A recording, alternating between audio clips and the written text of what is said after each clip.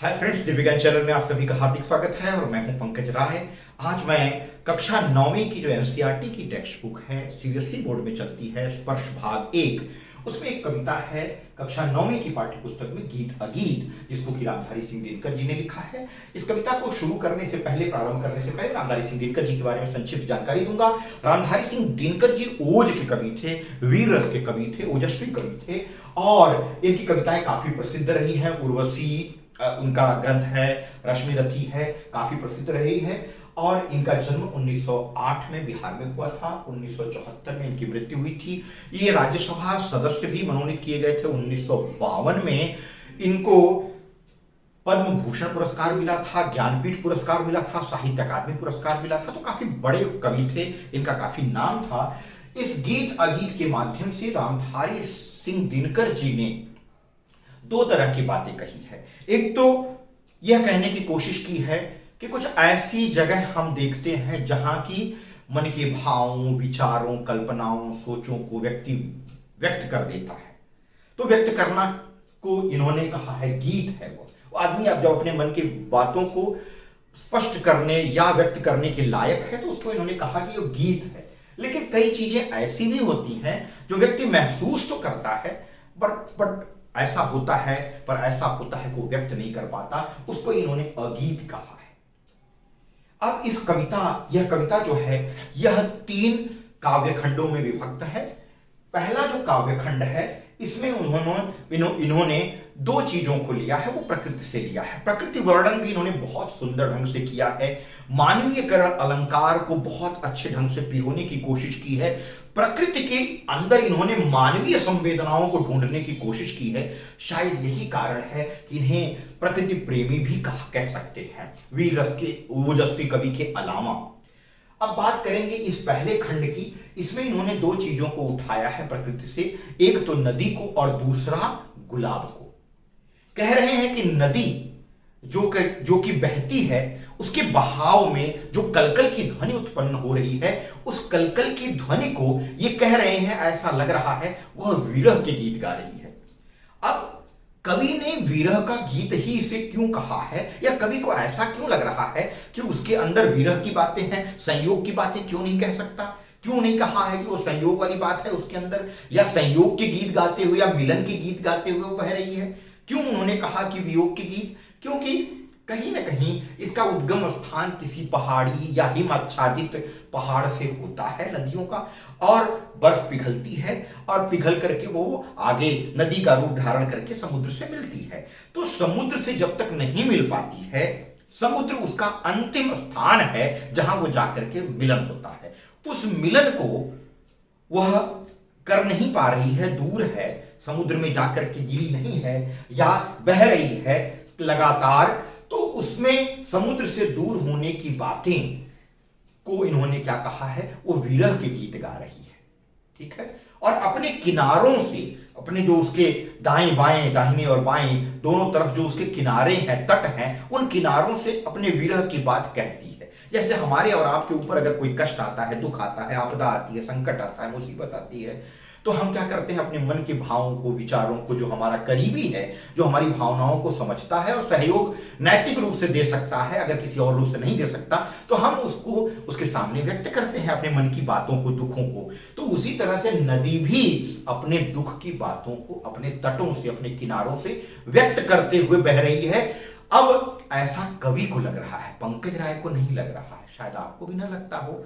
ये कवि ने उस दृष्टि से नदी को झांका है, देखा है, और उस नदी के कलकल की ध्वनि में बहते रहने को कवि ने विरह गीत कहा है। कवि को लग रहा है कि वह नदी, वह सरिता अपने दुख के भावों को या अपने दुख की बातों को, विरह की बातों को अपने किनारों से कह रही है। तो चलिए काव्यांश पढ़ता हूं और शब्दशः व्याख्या करता हूं।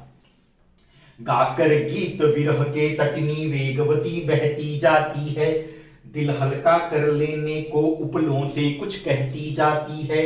तट पर एक गुलाब सोचता, देते स्वर यदि मुझे विधाता, अपने पतझड़ के सपनों का मैं भी जग को गीत सुनाता।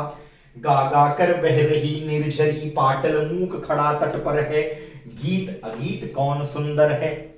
तो कवि ने कहा है कि गाकर गीत विरह के तटिनी। तटिनी यहां जो शब्द प्रयोग किया गया है यह नदी के लिए किया गया है, यानी जो तटों से आच्छादित हो, ढकी गई हो, वह क्या है? तटिनी यानी नदी है, इसमें तट किनारे। ठीक है। वेगवती बहती जाती है, वो वेगवती है यानी वेग के साथ बह रही है। इस यहां वेगवती शब्द भी किसके लिए प्रयोग किया गया है? नदी के लिए। वह कैसे गीत गा करके बह रही है? पहली ही लाइन में उन्होंने कहा है विरह के गीत, संयोग या मिलन के गीत नहीं कहा है।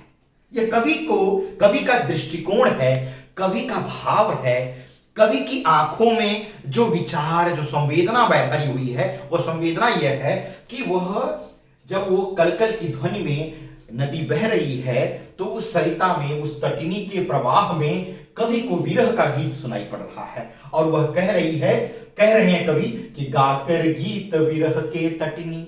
वो तटिनी, वो नदी विरह के गीत गाकर के वेगवती मतलब वेग के साथ बहती जाती है। वो नदी जो है, वेगवती जो है, वो बहती जा रही है।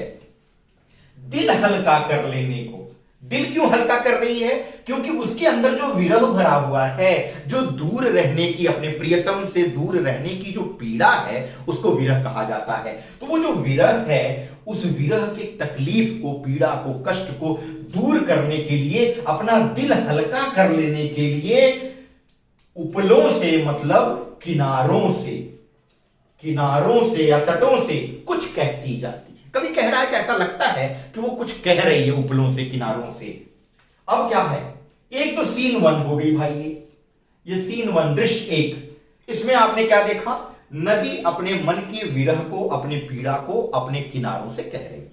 अब क्या है? दूसरी सीन क्या चालू होती है कि उसके किनारे पर, तट पर, उसी नदी के तट पर, किनारे पर एक गुलाब है, एक गुलाब का पौधा है। आप चित्र में देख सकते हैं, मैं यहां चित्र भी आपको दिखा रहा हूं। तट पर एक गुलाब सोचता। तट पर क्या होगा? एक गुलाब है, एक गुलाब का पौधा है जो सोच रहा है कि काश। अब वो क्या सोच रहा है? उसको डबल इन्वर्टेड कॉमा में यहां तक लिखा गया है, क्योंकि किसी की सोच, किसी का विचार, किसी की शुक्ति, किसी का थॉट जो का त्यों जब लिखा जाता है तो उसको डबल इन्वर्टेड कॉमा में लिखा जाता है। इसी को हम कहते हैं दोहरा उद्धरण चिन्ह। अब क्या कह रहा है? वो तट पर एक गुलाब क्या सोचता है? कवि लिख रहे हैं कि वो सोचता है कि काश देते स्वर यदि मुझे विधाता। काश अगर नदी की तरह से कलकल करने की क्षमता मेरे अंदर भी होती, मैं भी अपने स्वर, अपने पीड़ा को व्यक्त कर पाता, मेरे पास भी अगर स्वर होता, अगर वो विधाता ने यानी कि ईश्वर ने अगर मुझे भी स्वर दिया होता, तो क्या होता? अपने पतझड़ के सपनों का मैं भी जग को गीत सुनाता। जब मेरे जीवन में पतझड़ आता है, जब मेरे शरीर से, मेरे पूरे ऊपर से लेकर, जड़ के ऊपर से, पृथ्वी के ऊपर से लेकर के और जो एकदम ऊपर का हिस्सा है वहां तक के सारे पत्ते झड़ जाते हैं, मेरे जीवन में पतझड़ का समय आ जाता है, तो उस समय का जो दुख है, जो पीड़ा है, वो मैं किसको सुनाता? जग को, यानी संसार को। संसार को मैं अपनी ये पीड़ा बताता कि मैं भी दुखी हूं। जैसे नदी किसी से दूर रहने की पीड़ा को अपने किनारों से कह करके अपने दुख को व्यक्त कर रही है, वैसे काश अगर विधाता ईश्वर मुझे भी स्वर दिए होते तो मैं अपने जो पतझड़ के समय का दुख है उसको मैं लोगों से कहता, जग को सुनाता। अब कवि ये 2 दृश्य प्रस्तुत कर दिए, गुलाब वाला और एक नदी वाला। अब वो अंत में क्या कह रहे हैं? अंत में वो क्या है? थोड़े से क्या है, उनको इस बात की शंका है, या हम कह सकते हैं कि वो निश्चित नहीं कर पा रहे हैं कि जो तटिनी है, जो नदी है, उसके द्वारा गाया गया जो गीत है वो सुंदर है, या वो अगीत जो गाया नहीं गया है गुलाब के द्वारा, लेकिन गुलाब सोच रहा है कि मैं गा लेता, नहीं गा पा रहा है, तो वो अगीत है। दोनों में कौन सुंदर है? क्या हम उसके भाव को सुंदर कहेंगे जो नदी द्वारा व्यक्त किया गया है, या उसके भाव को सुंदर कहें जो गुलाब द्वारा मन में महसूस किया जा रहा है? वो कह रहे हैं कि गा गा कर बह रही निर्झरी। निर्झरी, निर्झर का मतलब होता है झरना, और उसका स्त्रीलिंग कर दिया गया है निर्झरी। ठीक है, नदी के लिए प्रयोग किया गया है, गा गा कर बह रही निर्झरी। अब निर्झरी क्यों कहा गया है? जब पहाड़ से वो नीचे गिरती है तो उसका ऊंचाई से नीचे गिरना होता है। शायद यही कारण है कि झरना जो प्रयोग किया गया है, जो झर जाता है, नीचे उतर जाता है, इस भाव को लेकर के ही उन्होंने निर्झरी शब्द का प्रयोग किया होगा। ये मैं सोच रहा हूं, आप भी लिख लेंगे तो कोई गलत नहीं होगा। गा गा कर बह रही निर्झरी, पाटल मूक खड़ा तट पर है। अब देखिए, नदी के लिए कितने पर्यायवाची शब्द आए? तटनी आ गया, तटनी मतलब नदी, वेगवती मतलब नदी, निर्झरी मतलब नदी, 3 पर्यायवाची शब्द आ गए। ग्रामर भी देख लीजिए। और क्या, गुलाब सोचता, और पाटल, पाटल का मतलब भी क्या होता है? गुलाब। तट पर एक गुलाब सोचता। तो गा गा कर बह रही निर्झरी, गा गा करके अपने मन की पीड़ा को गा गा करके वो निर्झरी, वो नदी तो बह रही है, लेकिन पाटल जो गुलाब है वो बेचारा मूक मतलब चुपचाप गूंगा बन करके खड़ा है। कहां पर? तट पर। अब बताइए कि गीत अगीत कौन सुंदर है? क्वेश्चन मार्क, प्रश्नवाचक चिन्ह। कवि कहते हैं कि उन्हें समझ में नहीं आ रहा है, वो क्या हो गए हैं? कंफ्यूज हो गए हैं कि भाई गीत को सुंदर कहें या अगीत को सुंदर कहें। अब हम दूसरे काव्यांश को, दूसरे पद्यांश को देखें। अब दोस्तों हम दूसरा काव्यांश देखेंगे। ये जो काव्यांश है, इसमें रामधारी सिंह दिनकर ने 2 पक्षियों के बारे में बात की है, मादा तोता और नर तोता। नर तोते के लिए उन्होंने शुक शब्द का प्रयोग किया है। शुक यानी नर तोता। शुक का मतलब क्या है? नर तोता। तोता आप जानते हैं, पैरट को कहते हैं, तो शुक मतलब नर तोता है। और शुकी शब्द आया है, यहां देखिए, शुकी। शुकी का मतलब क्या हो गया? मादा तोता। ठीक है, तो ये समझ लीजिए दोनों अर्थ। अब इसमें क्यों इन्होंने इसकी कहानी बताने की कोशिश की है? ये बता रहे हैं कि ये शुक और शुकी किस तरह से अपने बच्चों यानी अपने अंडों का ध्यान रखते हैं। शुकी किस तरह से उस पर बैठती है, क्या क्या भाव उसके अंदर उमड़ते हैं, उसको वो व्यक्त नहीं कर पाती है। और शुक उसी पेड़ पर बैठा हुआ है जिस पेड़ पर शुकी ने अपना घोंसला बनाकर उसमें अंडे दिए हैं और अंडों को से रही है, उन पर बैठी हुई है। और शुक उसी डाल, जिस डाल पर घोंसला है, उसके ऊपर वाली डाल पर, जिस पे बहुत सारे पत्ते हैं और वो छाया दे रही है नीचे वाली डाली पर, उस डाली पर बैठा हुआ है। मान लीजिए मेरी टूटी फूटी ड्राइंग में अगर मान लीजिए कोई एक पेड़ है, ठीक है, और इस पर कोई एक ब्रांच है जिस पर बहुत सारी पत्तियां लगी हुई हैं, ठीक है, बहुत सारी पत्तियां हैं, और इसी पत्तियों से भरे हुए डाल पर एक तोता बैठा हुआ है कहीं पर छिप करके। ठीक है, मान लीजिए यहां एक तोता है और नीचे वाली एक डाल है जिस पर तोती बैठी हुई है और वो अपने घोंसले में कुछ अंडे हैं और उनके ऊपर वो क्या कर रही है, उनके ऊपर वो बैठी हुई है, इस पर भी कुछ पत्तियां हैं। अब तोता जो है वो उस डाल पर बैठा है, जो डाल इतनी घनी है, पत्तों से भरी है कि वो नीचे वाली डाल पर छाया दे रही है। यह दृश्य है, यह दृश्य आपको समझ में आ गया। अब इसके माध्यम से तोते के क्या क्या क्रियाकलाप है, तोता क्या क्या करता है, और वो तोता और वो शुकी यानी शुक और शुकी, ये लोग क्या क्या कर रहे हैं इस डाल पर बैठ करके, उस यहां पर उसको व्यक्त करने की कोशिश की गई है। तो चलिए देखते हैं। बैठा शुक उस घनी डाल पर, जो खोते पर छाया देती, पंख फुला नीचे खोते में, शुकी बैठ अंडे है सेती। गाता शुक जब किरण बसंती, छूती अंग पर्ण से छनकर, किंतु शुकी के गीत उमड़ कर रह जाते स्नेह में सनकर।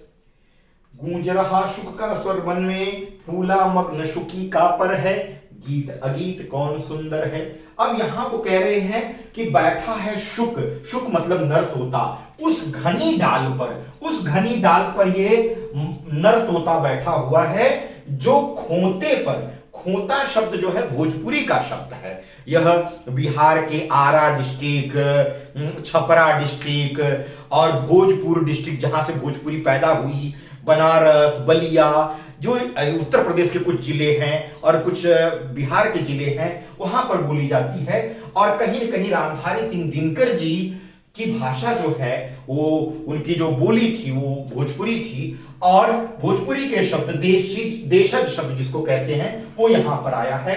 खोते का मतलब होता है क्या? घोंसला। खोते जो शब्द आया है उसका मतलब है घोंसला। अब देख लीजिए, वो कह रहे हैं कि शुक उस घनी डाल पर बैठा है जो खोते पर, जो नीचे खोता है अगली डाल पर, उस डाली पर छाया दे रही है। पंख फुला नीचे खोते में, शुकी बैठ अंडे है सेती। शुकी जिस डाल पर बैठी है वो कैसे बैठी है? पंख फुला करके नीचे खोते में। इस डाली पर जिस पर शुक बैठा है उसके नीचे वाली डाली पर शुकी बैठी है और वो पंख फुला करके नीचे खोते में मतलब घोंसले में बैठी है। शुकी बैठ अंडे है सेती। वो क्या कर रही है? अंडे से रही है। सेना का मतलब है उसको एक फिक्स टेम्परेचर गर्मी प्रदान करना ताकि कुछ दिनों के बाद उनमें से बच्चे आए, बच्चे निकले। गाता शुक जब किरण बसंती। ये जो शुक है कब गाता है, कब वो आवाज निकालता है, कब उसके स्वर निकलते हैं? जब क्या होता है? किरण बसंती। अब यहां बसंती से मतलब है बसंत ऋतु, बसंत ऋतु से। किरण मतलब सूर्य की किरणें। कौन से ऋतु की? बसंत ऋतु की। शुक तब गाता है, स्वर तब निकालता है जब सूर्य जो है, बसंत ऋतु के सूर्य की किरणें, ठीक है, पत्तों से छन करके, पत्तों के बीच से होती हुई उसके अंगों पर पड़ती हैं। गाता शुक जब किरण बसंती, छूती अंग, उसके अंगों को छूती हैं। कहां से? पर्ण मतलब पत्तों से छन कर। पत्तों के बीच में जो थोड़ी मोड़ी जगह बची रहती है, आपने देखा होगा कभी पेड़ पर चढ़ करके या पेड़ के नीचे बैठे होंगे छाया लेने के लिए, तो आप देखे होंगे कि पेड़ कितना भी घना हो, कहीं ना कहीं से सूर्य की किरणें, बड़ी बारीक किरणें, ठीक है, कुछ मिट्टी के धूल के कणों को लेकर के चमकती हुई, एकदम समझ लीजिए कि धवल चांदनी बिछाई हुई, चांदनी नहीं कह सकते भाई, गलत बोल दिया मैंने, सुनहली, ठीक है, आभा बिखेरती हुई वो नीचे पड़ती है। तो गाता शुक जब किरण बसंती, छूती है क्या? अंग पर्ण से छन कर।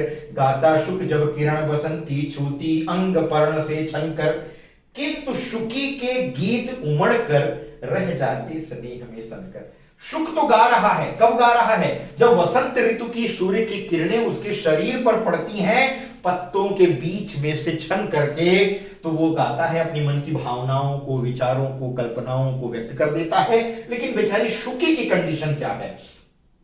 किंतु शुकी के गीत उमड़ कर, रह जाते स्नेह में सनकर। उसका जो ममत्व है, उसके अंदर जो वात्सल्य है, वो वात्सल्य, वो ममता जो अपने बच्चों के प्रति है, वो स्नेह, वो उमड़ती है और उस स्नेह में सन करके उसके जो विचार हैं, उसकी जो कल्पनाएं हैं, उसके जो स्वर हैं, वो व्यक्त नहीं करती है।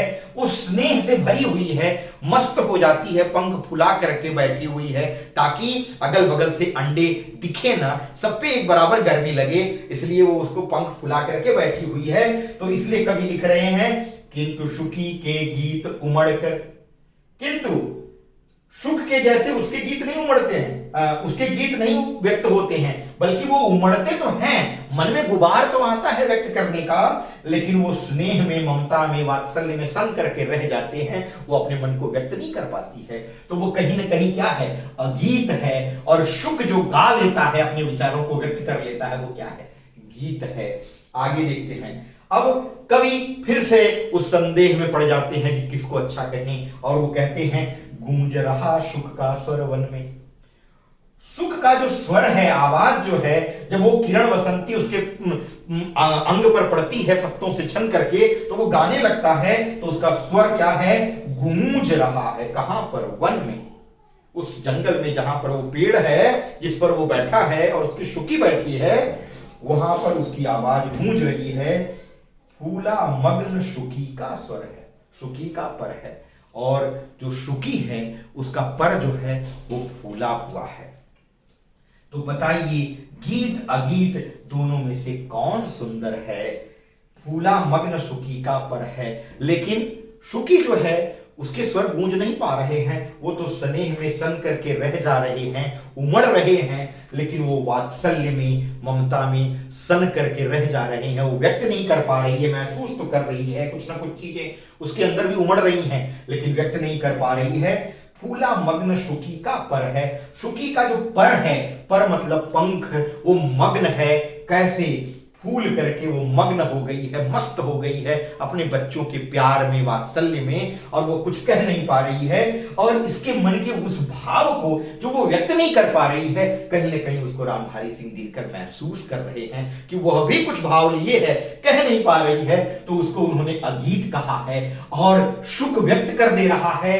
वो वाक्पटु है मेरी तरह से, हर बात पे उत्तर हाजिर। तो वो गीत, उसको गीत उन्होंने कहा है। अब वो कह रहे हैं कि सुख जो व्यक्त कर दे रहा है वो गीत अच्छी है, या जो सुखी नहीं व्यक्त कर पा रही है वो अगीत अच्छा है। इन दोनों में उनको एक शंका है कि किसको अच्छा कहें। ठीक है, अब हम तीसरे काव्यांश पर चलते हैं। अब उसको देखिए, अब तीसरे काव्यांश पर ध्यान देंगे। तीसरे काव्यांश की सिचुएशन कुछ अलग है। पहले में आपने देखा कि नदी और गुलाब की बात कही गई, रामधारी सिंह दिनकर जी ने कहा। दूसरे में आपने देखा कि सुखी और सुख की बात की गई। अब तीसरे में उन्होंने दो मनुष्यों की बात की है, जहां एक प्रेमी है और दूसरा प्रेमिका। तो पहले में उन्होंने प्रकृति का वर्णन कर दिया, दूसरे में उन्होंने जीव का वर्णन कर दिया, और तीसरे काव्यांश में उन्होंने मानवीय भावनाओं को व्यक्त करने की कोशिश की। तो जब प्रकृति में उन्होंने मानवीय संवेदनाओं का आभास किया तो वहां पर मानवीयकरण अलंकार कर दिया। दूसरे में आपने देखा कि जीवों के अंदर जो संवेदना है उसको समझ करके उन्होंने अभिव्यक्ति उसको देने की कोशिश की। तीसरे में वो दो प्रेमियों की बात कर रहे हैं, जहां एक प्रेमी है और दूसरा उसकी प्रेमिका। अब देखते हैं कि किसका गीत जो है, किसके मन के भाव जो है वे गीत हैं और किसका मन का भाव अगीत है। तो चलिए देखते हैं। दो प्रेमी हैं यहां, एक जब बड़े सांझ आल्हा गाता है, पहला स्वर उसकी राधा को घर से यहां खींच लाता है। चोरी चोरी खड़ी नीम की छाया में छिपकर सुनती है, हुई न क्यों मैं कड़ी गीत की विधना यों मन में बुनती है। वह गाता पर किसी वेग से फूल रहा इसका अंतर है, गीत अगीत कौन सुंदर है। अब देखिए यहां क्या है, रामधारी सिंह दिनकर जी कह रहे हैं कि भाई दो प्रेमी हैं, एक प्रेमी और एक प्रेमिका। यहां मतलब इस काव्यांश की जो बात कर रहे हैं, दो प्रेमी हैं यहां, उसमें से एक जो है, जो प्रेमी जो है उसकी बात कर रहे हैं, वो बड़े सांझ मतलब सूर्यास्त के थोड़ा बाद, ठीक है, ताकि थोड़ा ज्यादा अंधेरा हो जाए। भाई प्रेमी प्रेमिका वाली बात है, वो कंडीशन आप समझ रहे हैं, सारी चीज उजाले में तो होगी नहीं, ठीक है। तो बड़ी सांझ आल्हा गाता है, उस दूसरा क्या कर रहा है, आल्हा गाता है। अब पुराने जमाने का भाई ये देखिए जरा, इनका जन्म देखिए और इनकी मृत्यु देखिए, तो इनकी कविताएं पुराने जमाने की ही होंगी। उस समय जो घटनाएं चल रही थी समाज में, जो सिचुएशन थी उसके हिसाब से इन्होंने लिखा है। और आल्हा एक लोक गीत होती है जो बुंदेलखंड, ठीक है, वहां की लोकल लैंग्वेज है आल्हा, जो कहा जाता है कि उदल और इनकी बात जो वहां दो वीर हुए थे, ठीक है, आल्हा और रुदल, उनकी बात है। उन वीरों की वीरता का बखान जो है इस लोकगीत के माध्यम से किया जाता है। तो ये बुंदेलखंड की या उसके आसपास बोली जाने वाली एक साधारण सी लोकगीत की भाषा है आल्हा जो है, आल्हा की तरह से कहें तो लोकगीत है। तो वो बड़े सांझ उस आल्हे को गाता है। आज भी मैं अपने बचपन में जानता हूं कि जब शादी विवाह का अवसर होता था तो नट एक जाति होती थी, उस जाति के लोग जो कि करतब वर्तब दिखलाते थे, अखाड़े उखाड़े में बच्चों को ट्रेंड करते थे उत्तर प्रदेश में। आज भी वो नट जाति जो है वो ढोल बजा करके शुभ अवसरों पर जा जा करके आल्हे गा करके लोगों से पैसे लेती है। तो वो लोकगीत का नाम है आल्हा। तो प्रेमी क्या करता है, जब सांझ देख लेता है तो वो आल्हा गाता है, ठीक है, और उसका जब पहला स्वर वो अलापता है आल्हे का, तो उसका पहला स्वर उसकी राधा को, उसकी राधा मतलब उसकी प्रेमिका, उसकी राधा को क्या करता है, घर से यहां खींच लाता है। कहां खींच लाता है, वहां जहां प्रेमी क्या कर रहा है, आल्हा को गा रहा है, ठीक है। दो प्रेमी हैं यहां, एक जब बड़े सांझ आल्हा गाता है, पहला स्वर उसकी राधा को घर से यहां खींच लाता है। चोरी चोरी खड़ी नीम की छाया में छिपकर सुनती है। शायद उस समय कुछ लोक मर्यादा रही होगी, प्रेम तो कहीं भी किसी भी स्थिति में हो सकता है, लेकिन उस समय में समाज में कुछ लोक मर्यादा थी, इसलिए वो प्रेमिका क्या करती थी, चोरी चोरी, वो स्पष्ट ढंग से नहीं गई उसके पास, उसके नजदीक, जहां वो देखी कि उसका प्रेमी आल्हा गा रहा है और उस आल्हे के स्वर के माध्यम से वो इतना तेज आलाप लगा रहा है, जोर से गा रहा है, ताकि उसका स्वर उसकी प्रेमिका तक पहुंचे और प्रेमिका समझ जाए कि मेरा ही प्रेमी गा रहा है और वो वहां पहुंच जाए जहां उसका प्रेमी गा रहा है। अब वो घर से यहां उसके स्वर को, उसका स्वर उसको खींच लाता है और वो क्या करती है, समाज के डर से चोरी चोरी खड़ी नीम की छाया में छिपकर सुनती है। वो एक नीम के पेड़ का सहारा लेकर के अपने प्रेमी को वहीं से देखती भी है और उसके मधुर आवाज को या आल्हा जब वो गाता है तो उसके स्वरों को सुनती है। अब क्या कहती है, ये तो वो करती है कि भाई वो घर से आ जाती है और नीम का ओट लेकर के, सहारा लेकर के खड़ी होकर के सुनती है। अब वो उसके स्वरों को सुन करके सोचती क्या है वो देख लीजिए। गा कौन रहा है, प्रेमी, ठीक है, प्रेमी क्या कर रहा है, वो गा रहा है। और प्रेमिका क्या कर रही है, क्योंकि यहां राधा शब्द का प्रयोग किया गया है तो राधा तो नहीं गा रही है, प्रेमिका तो नहीं गा रही है, प्रेमिका तो दौड़ के आने का काम कर रही है। अब यहां क्या लिखा गया है, वो पछता क्या रही है, पश्चाताप क्या कर रही है, यहां लिखा हुआ है हुई न क्यों मैं कड़ी गीत की विधना। हे विधना, हे भगवान, विधना शब्द जो है ये भी देशज का शब्द है, इसको ईश्वर के संबोधन के लिए प्रयोग किया जाता है। हे विधना, हे ईश्वर। अब कहते हैं ना कि मेरे साथ ये सब क्या हो रहा है भगवान, तो भगवान शब्द आप बाद में लगाते हैं, कभी कभी ऐसा भी कहते हैं हे भगवान मेरे साथ क्या हो रहा है। तो कभी कभी आप संबोधन पहले कर लेते हैं, अपनी दुख तकलीफ बाद में बोलते हैं, कभी कभी ऐसा होता है दुख तकलीफ पहले बोल लेते हैं और संबोधन बाद में करते हैं। तो यहां वो अपनी बात पहले व्यक्त कर रही है कि हुई न क्यों मैं कड़ी गीत की, क्यों ना आपने, हे विधना, हे ईश्वर, आपने ऐसा सुयोग्य हमको बनाया कि क्यों ना मेरे नाम को वो अपनी आल्हा गीत की कड़ी बना देता। जैसे गाते हैं ना भाई, गीत का एक कड़ी गा के हमको बताओ, ठीक है। तो गीत की पंक्ति, कड़ी से मतलब यहां पंक्ति या शब्द कह लीजिए, तो वो कह रही है कि मैं सौभाग्यशाली हो जाती है विधना, आपने अगर हमको उस गीत की कड़ी बना दिया होता जिस गीत को मेरा प्रेमी गा रहा है। मैं सौभाग्यशाली हो जाती अगर मेरे नाम को वो अपने गीत के जरिए गाता। तो वो कह रही है हुई न क्यों मैं कड़ी गीत की विधना, हे विधना मैं कड़ी गीत की क्यों नहीं हुई।